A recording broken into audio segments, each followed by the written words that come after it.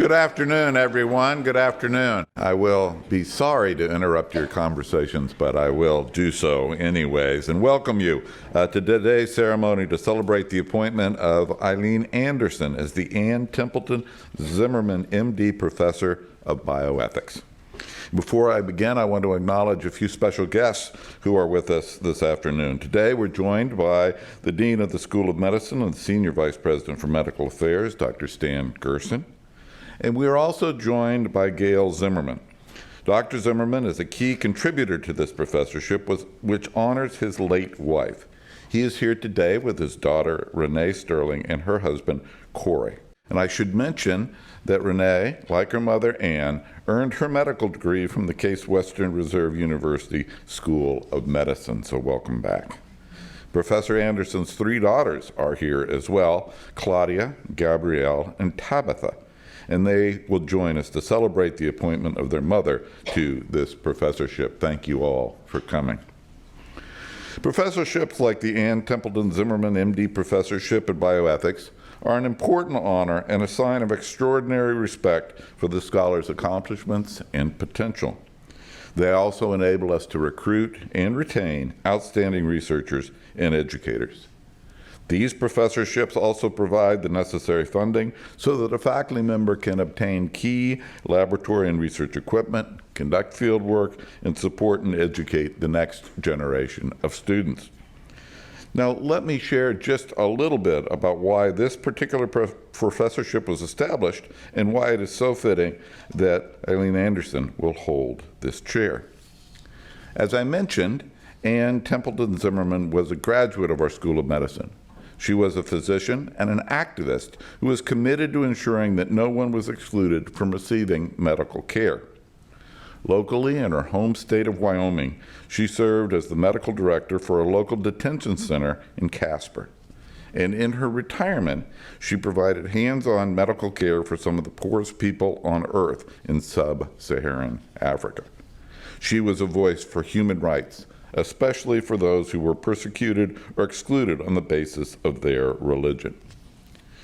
Similarly, Dr. Anderson advocates for the health and well-being of young people locally and around the world.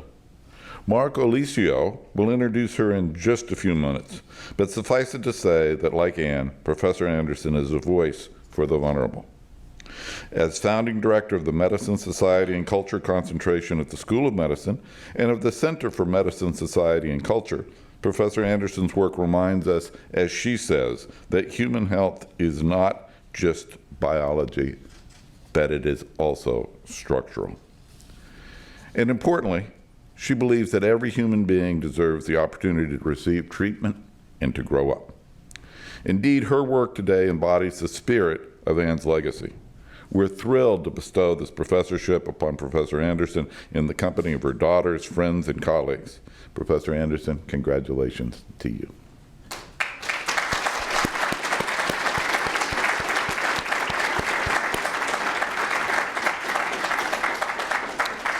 At this time, it's my pleasure to introduce Dr. Gail Zimmerman. Dr. Zimmerman served in the Wyoming State Legislature for 14 years and is also a retired member of the faculty at the University of Wyoming at Casper. He will be joined by his daughter Renee and his son-in-law Corey. Please come forward.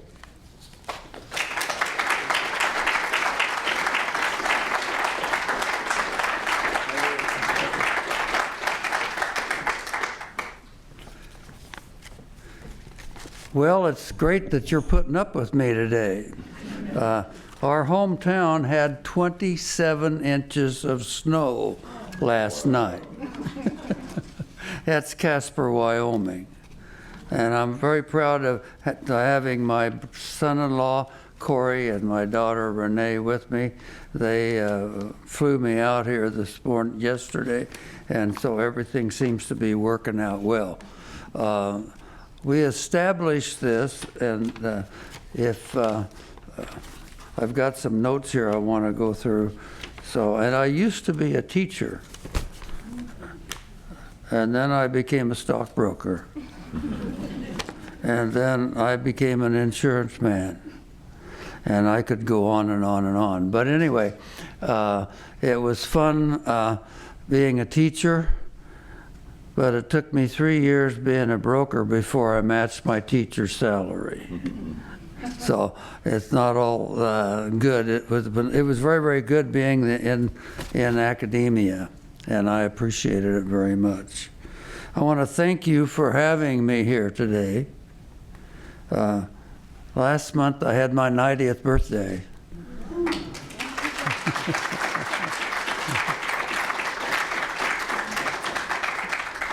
And I still manage between 15 and 25 miles walking each week. So I don't know that that helps or not, but you see a lot of ads for adding a lot of other stuff to your body to try and help that. In 1974, Lois and I were married in 54, and we adopted 3 children. A girl, Rhonda, and twins, 6 months later, twin boys.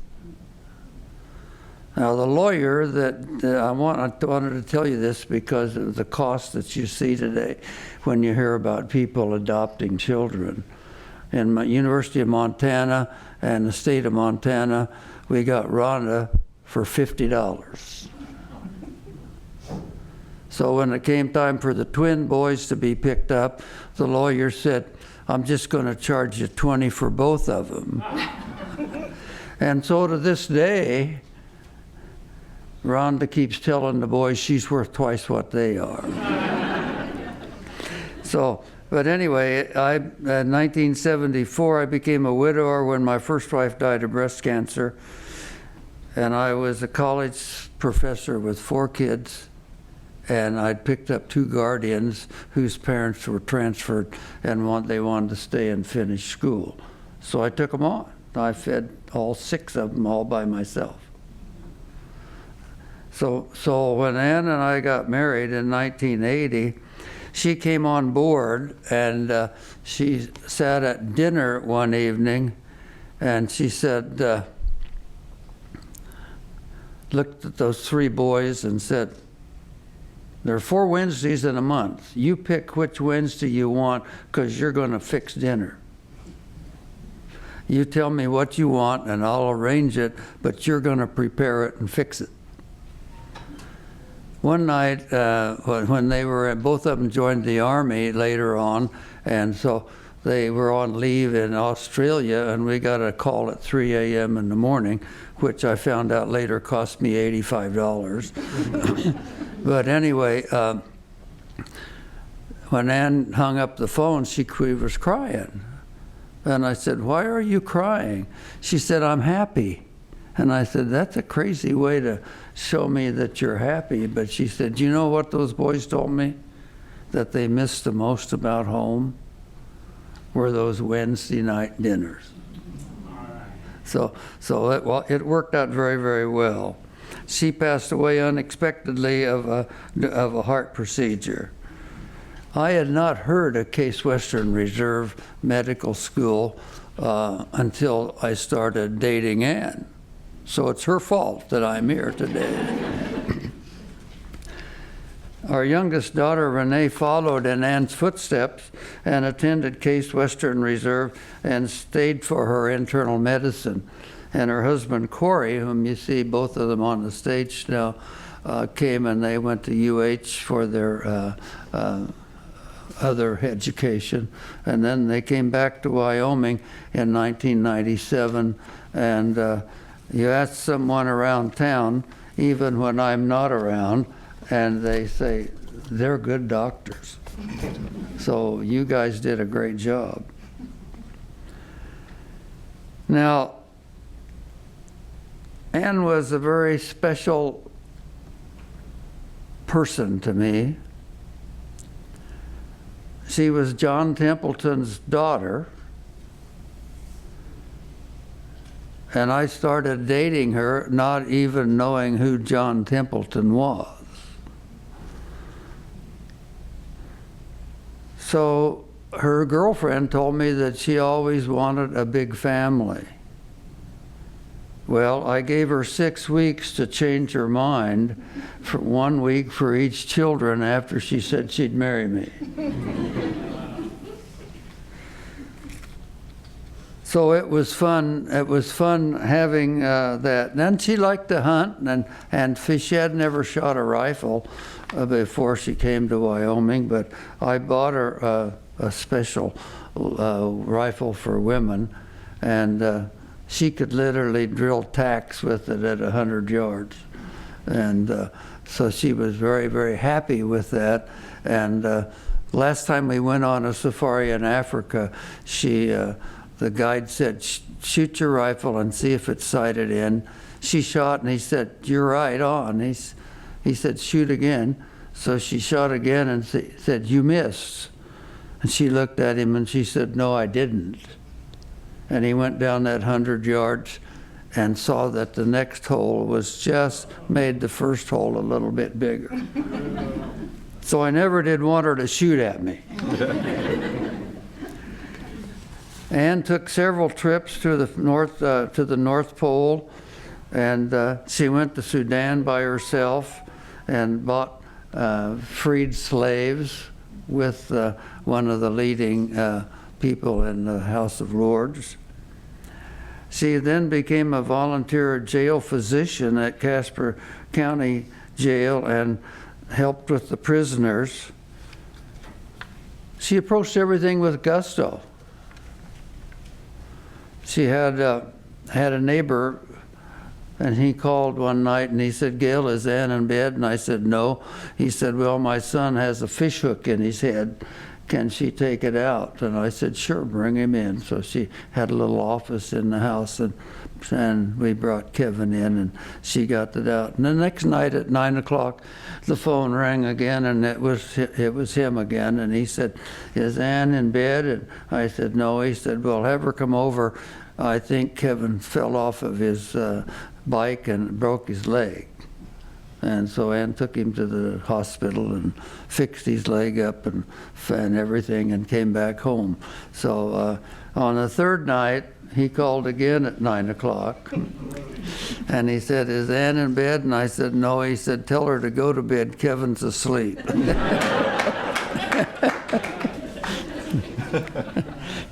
So it's an honor for us to establish the Dr. Ann Templeton Professorship in Bioethics, and we're very, very happy that we've gotten to know Eileen over the years, and we're very happy that she's the recipient. Thank you very much.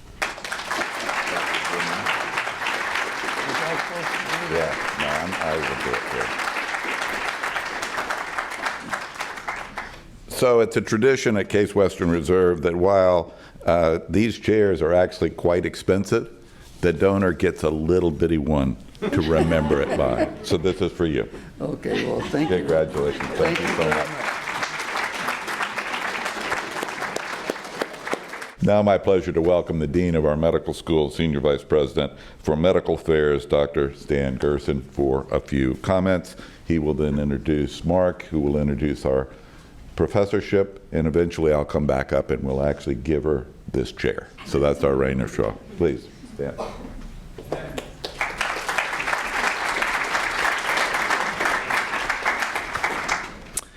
Well, after those wonderful comments by Gail, which I think we would all agree are a highlight to know the full history of the Ann Templeton story, and her depth of appreciation of healthcare and medicine and the extent to which she really truthfully embodied what we talk about when we say that medicine is a calling.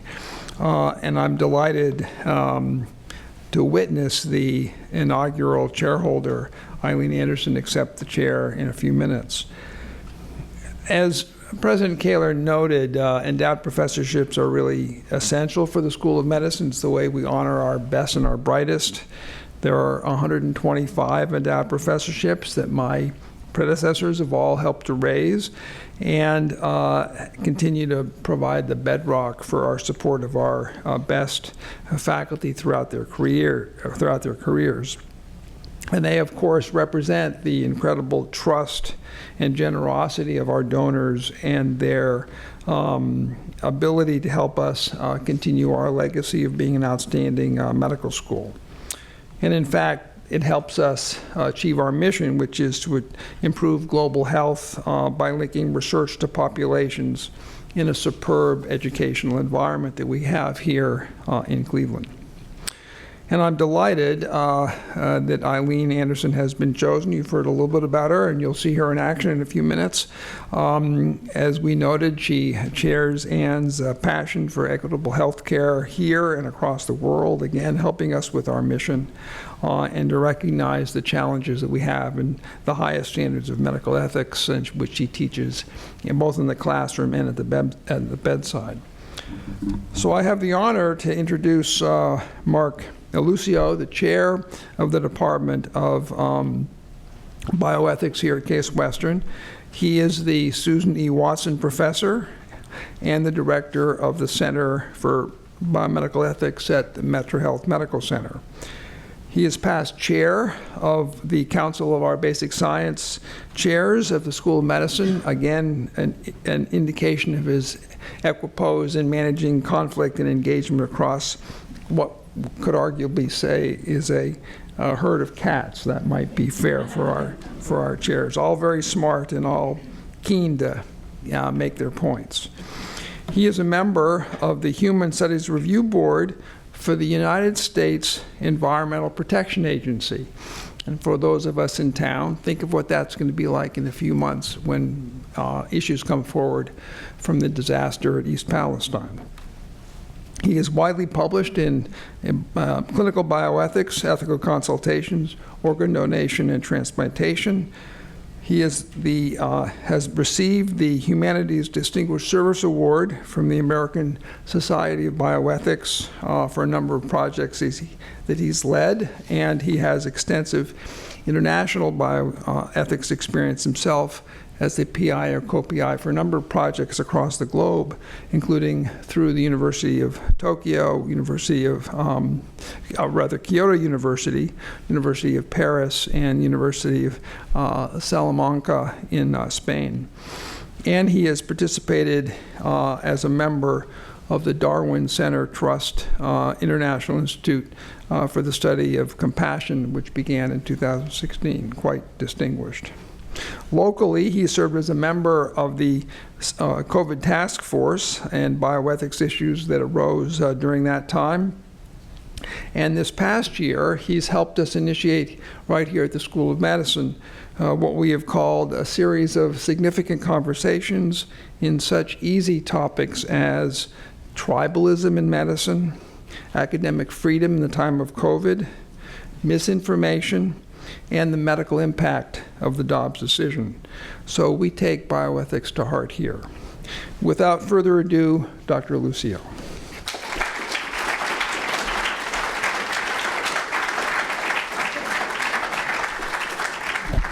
Thank you, President Kaler and Dean Gerson and Gail, Dr. Zimmerman, Drs. Sterling, and really all of you for being here. It's really an honor. And I'm going to say, I go off script a little. This makes me really proud and happy of us as a community. You know, you're allowed to be proud and happy once in a while of what your peers accomplish and how hard folks work and our attempts to work well together. And we do okay, right? I have the great honor to introduce a person to you that I have had once described to me as a, quote, force of nature. And she is, it turns out.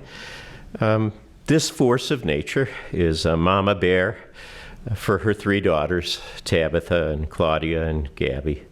A fierce advocate for the underprivileged and the disadvantaged, whether it be Belizean adolescent girls to now in their mid-30s, following them all along the way and changing culture, or children of the care of a guardian ad litem.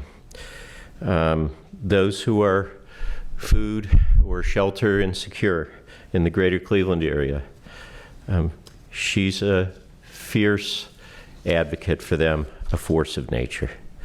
This force of nature is a talented and tireless researcher and scholar of medical humanities and bioethics, and is regarded widely as one of the top people in her area, employing her skills as a medical anthropologist towards some of the most complex and important issues of the day. As you all know, you're here partly for that reason. She's a highly skilled and multiple award-winning educator and mentor. And to win awards in that area, you know, you need student nominees and mentee nominees, and there's a reason that she gets them, because she's really good. This force of nature is also a kind and deeply committed humanist who remembers and honors her blue-collar roots here in Mayfield and Cleveland, Ohio. And we share a bond as native Greater Clevelanders who want to help make our region a little stronger, a little better.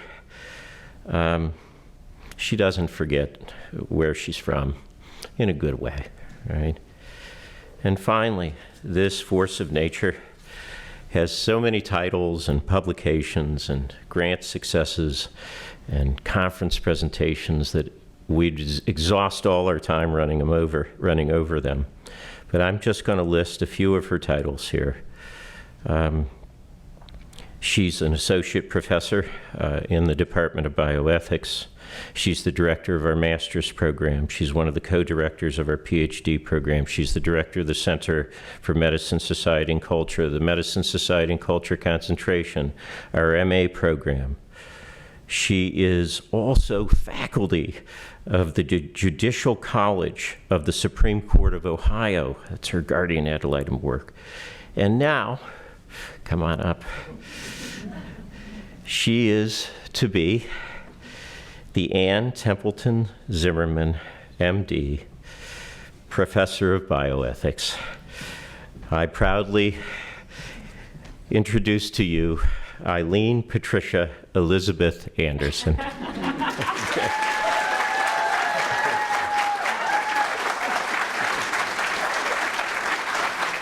Thank you.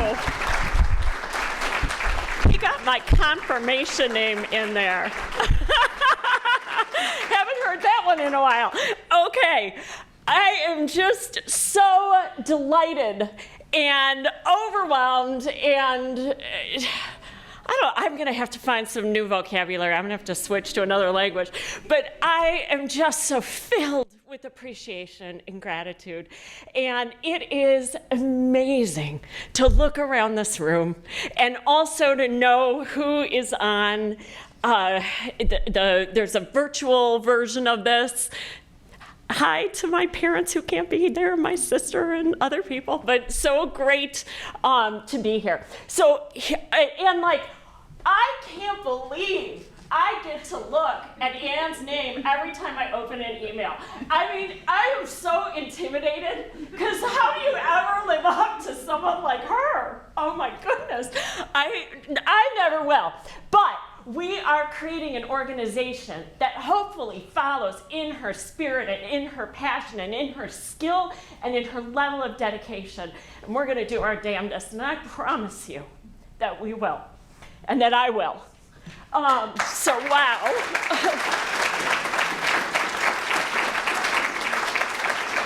So the first time I ran through this, I was told 15 minutes.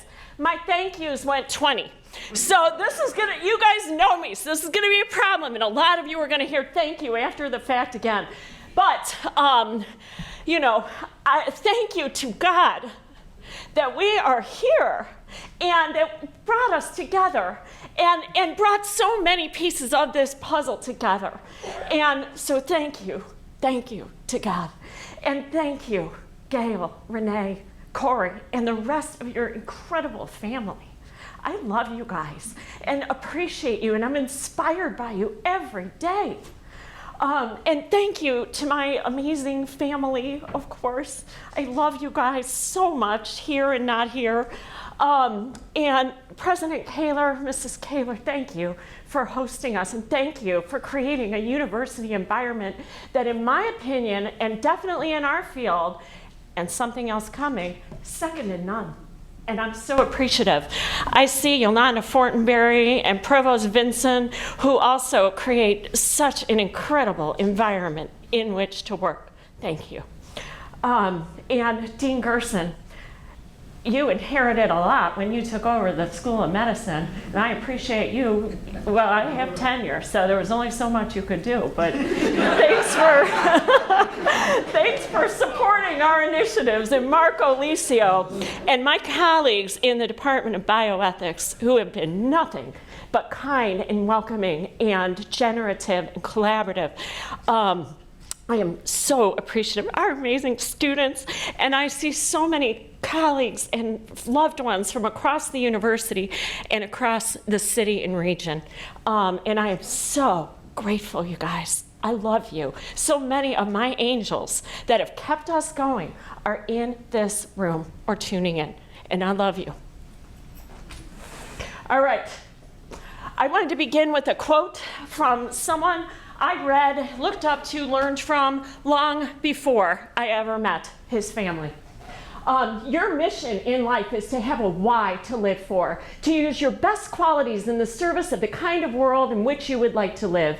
That is your purpose. That is what life expects of you. And when you live according to your purpose, setting goals that support it, you may find the pieces of your life drawn together into a strong internal whole. Then, no matter how difficult life's experiences may prove to be, you can endure and even prevail. And many of you know how personal this quote is to me and my girls, in addition to being true writ large, and it inspires me. And this is what we are trying to do with medicine, society, and culture, bioethics, here at the School of Medicine. So I had the amazing joy to get to meet Gail Zimmerman, partially because of the vision of my former dean, Pam Davis, who is here with us tonight, who saw the vision that Mark and I presented to her. And this is at Gail's favorite restaurant, which is a big favorite of mine now too, because they have something called Bacon Knots, which is God's gift. And as Gail mentioned, they've done a lot of hunting and have one of the finest trophy rooms in the country. And there's a reason I picked this one. But this is one of his buddies, the bear, that we were hanging out with one day. My darling daughters, I don't know what I would do without you. And I love that President Kaler mentioned Claudia's name first, because there she is, of course, the middle child, squished smaller than the other two.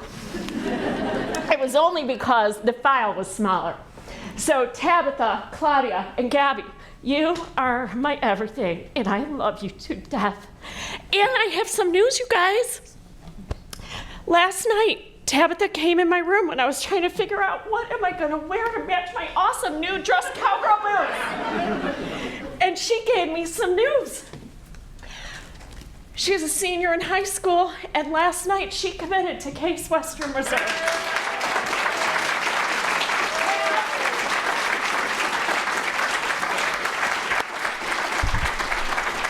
So I believe in this education so strongly as one of the finest in the country that my own daughter will be coming. And so I'll give you this when we're done. And of course, Claudia and Gabby, I support you whatever you do, but I sure hope you come to Case Western Reserve. So this is for Claudia. Gabby, double oversized girl, your favorite. All right, so that's some exciting news. I'm gonna have my daughter around next year. And Case Western Reserve University. I've seen a lot of corners in this university, maybe more than most, because I made a switch. I was in the College of Arts and Sciences. I'm in the medical school now. and I collaborate with all of the schools at the university through these initiatives. This institution, I could go on for another 20 minutes about it. It's extraordinary. The possibilities are extraordinary. What we can grow here and what we are growing in our field are easily can be argued is as good as it gets. And there's a lot of reasons for that, but I love it. So what do I want to say? I use the metaphor as a braid because with those 3 girls with long hair, can you imagine how many braids I have done in my life? A lot of braids. Braid 1, something about me. Braid 2, medicine, society, and culture. Braid 3, this amazing family. This story begins with a crazy love affair between Ohio and Wyoming, and this will recur. But as a child, I was obsessed with Wyoming. Like anyone who remembers me as a child, I was obsessed with the state of Wyoming. I did my 4th grade state report on Wyoming. I got an A++. I sat on the floor of the Mayfield Public Library, and I read every book on Wyoming, every encyclopedia entry, any book that even mentioned the word Wyoming, I read. Now I know why. Now it all makes sense. That is my first pair of cowgirl boots, by the way, and Mom, thanks for the braids. But this has been an obsession, and you'll see how it keeps coming back into my life. After that, as the first one in my family to go away to college, I had the amazing good fortune to go to Brown University, where, Tabitha, it's okay you're undecided. I switched my major 5 times, ended up getting a humanities undergrad degree in American Civilization, Cultural Studies, and read an article that rocked my world. That article was by Annie Rogers. She was a clinical and other psychologist. She wrote an article about healing girls, helping girls, not making sure they fit into the theory, not fitting the canon, but following the person. I read that article. I said, wherever she is, I want to go study with her. I do not ever recommend this to you or any of my students. She was at Harvard. I'm like, I'm going to Harvard. So I did one application. Thank God it worked out. Got their top entering fellowship, went to Harvard, did a master's and doctorate in human development. And I'm telling you the interdisciplinary thing because that's why I'm doing what I'm doing now. Human development and psychology, but I took a class with one of the most eminent living anthropologists, psychological anthropologist, Bob Levine. When he spoke, my entire body went electric. It was like, those are the words for what I have never been able to put words to. That's it. And so I got more fellowships, did full doctoral training in anthropology, and then I found social medicine in the medical school and spent a third of my time there too, right? That was kind of nuts. It's not a good thing to do if you want to get out of that's graduate students. It's okay to find your passion.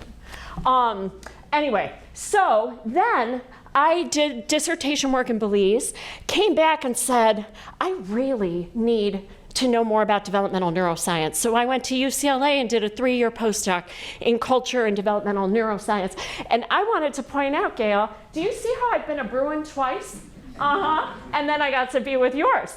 And then I had the amazing fortune of I had 2 babies. And I was looking for a tenure-track job, and right in my own hometown, one of the finest institutions in the world at doing this work, a job opened. I got it. Here I am.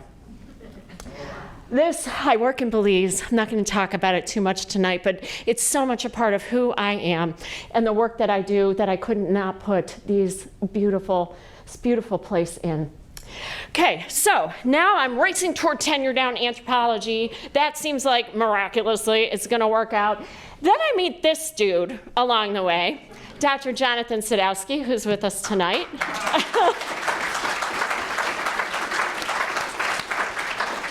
Sadowski, as our students like to call him, is the Castell Professor of Medical History, Chair of the Department of History. Again, he was when I met him too.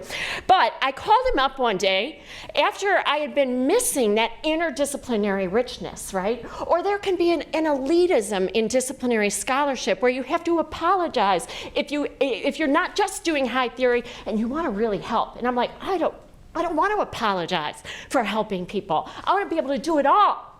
And so I called up Sadowski and said, hey, you want to go for a walk? If I call you and ask you that, you should be very, very worried. So he said, sure. And we went for a walk in 2012, and we started talking about what has then become medicine, society, and culture. We put our heads together, we were thinking about it, and we realized that this university, the organic bench strength of the faculty, because of what a strong historic medical city Cleveland, Ohio is, our relationships with the hospitals, museums, orchestra, other community organizations, theaters, on and on, are second to none. And we said, let's do it. Let's build this crazy interdisciplinary thing. And now it's a thing. We have a program and a center and all kinds of initiatives. This was a wonderful group, some in the room, some online actually, from our early days of medicine, society, and culture.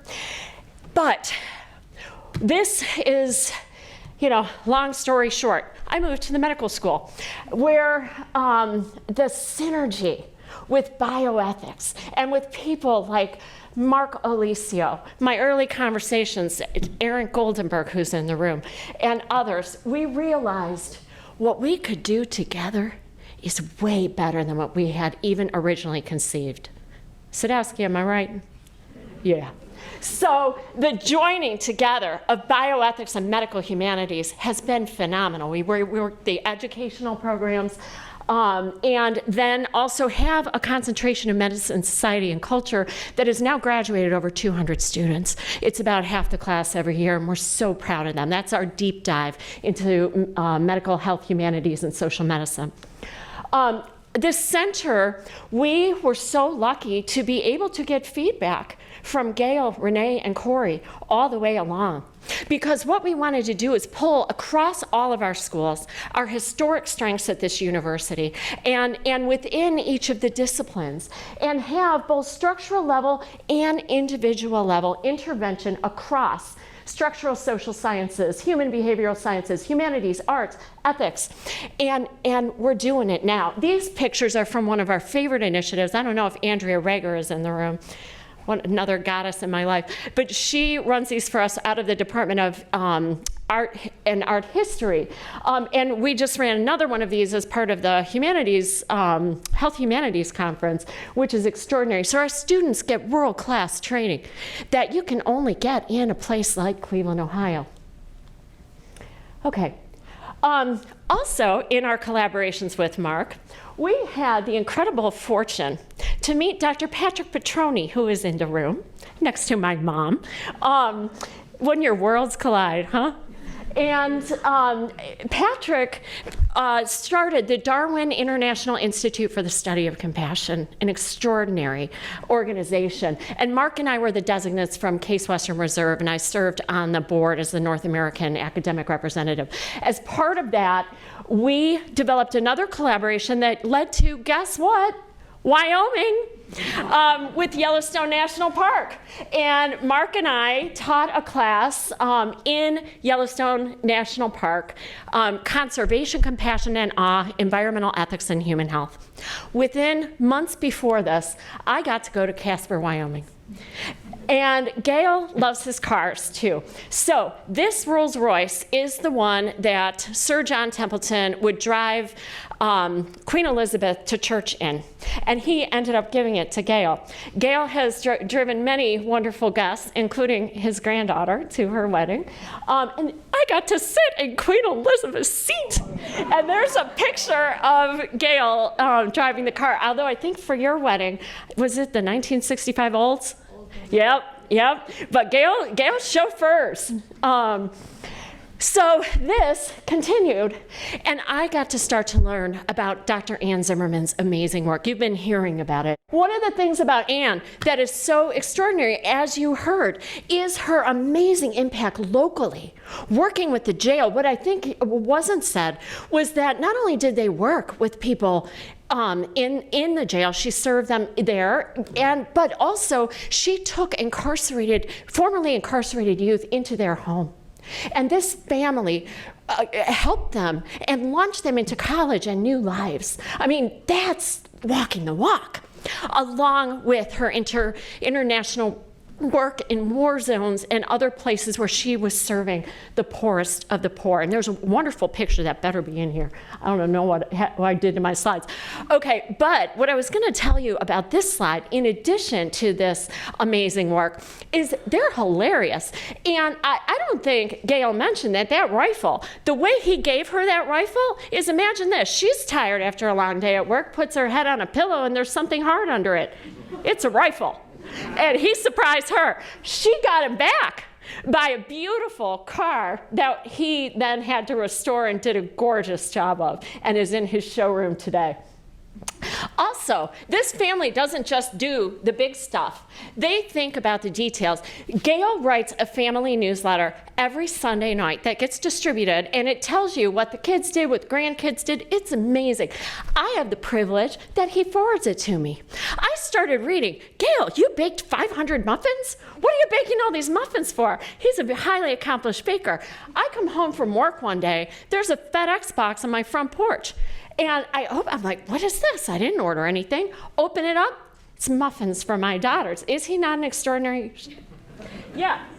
Guess what he flew me from Casper today? Girls, breakfast tomorrow. So he thinks of the small stuff. And Renee and Corey, this has been passed on generationally. Right? And you guys are incredible. What you do in your philanthropic world, what you do in your home, not that I know everything you do in your home, but what you do in your, but you know what I mean, with your kids and what you do in your practice. And when the pandemic hit, they never stopped serving. They were doing some of the cutting edge things in the country to make sure that people continued to be served and would still have access to health care. And they run an amazing family foundation that has supported hundreds and hundreds of worthy causes. So I thought today that I would close with a quote from another one of my favorites, Gail Zimmerman. And the question in this book, that one of the books he's written, is what would you consider your life motto? He says, I thought of several, as you might expect. One was how to stay out of trouble, and that one I need to learn a little bit more, Gail. Another was always look on the bright side, and the last was to concentrate and look for the positive, even though it might be very small. And anyone who knows even an inkling about what my daughters and I have been dealing with in the last 5 years knows that this has been transformative for me. It's a way to really change things on the micro level in a way that makes an enormous impact internally and externally. And you are an amazingly wise man. And I want to thank you and thank your family. And this is one of the most incredible days of my life. Thank you all.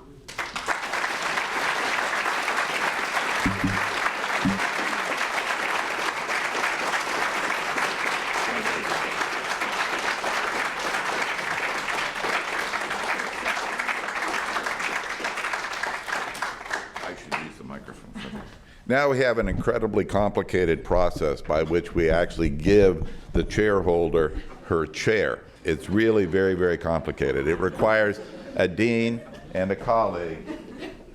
Please sit down.